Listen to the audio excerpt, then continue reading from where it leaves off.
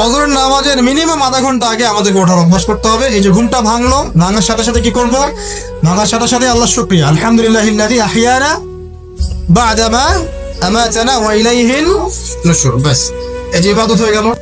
এবার আপনি আরেকটা দোয়া পড়বেন, শিখে নেন।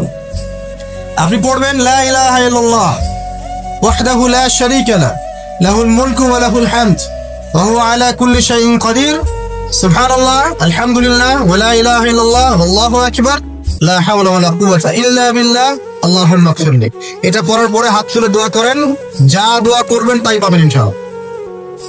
এটা জানতেন না? তো এই দোয়াটা হচ্ছে দোয়া কবুলের অস্ত্র। ঘুম থেকে ওঠার পর যদি এই দোয়াটা করে দোয়া করেন, ইনশাআল্লাহ দোয়া কবুল হয়ে যাবে ইনশাআল্লাহ। আমাদের জীবনে চাওয়া পাওয়ার কি অভাব আছে?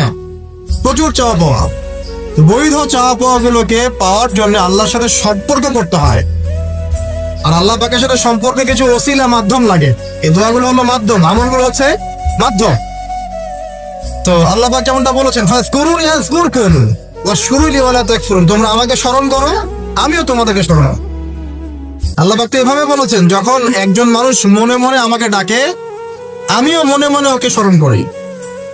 মনে করেন আপনি মনে মনে আল্লাহকে বলছেন, আল্লাহ আমি অসুস্থ, আমাকে শেফা দাও, বা আমার রিজিকের টেনশন আছে, আমার রিজিকের টেনশন দূর করে দাও, আল্লাহ আমাকে হেফাজত করো, আল্লাহ আমাকে দিনের জ্ঞান দাও, তোমার আনুগত্য করার তৌফিক দাও। যে মনে মনে আপনি আল্লাহকে ডাকছেন, নিঃসন্দেহে ওই মুহূর্তে আল্লাহ পাক আপনাকে স্মরণ করছে। সাত আসমান ভেদ করে আরশের উপর থেকে আল্লাহ পাক আপনাকে স্মরণ করছেন।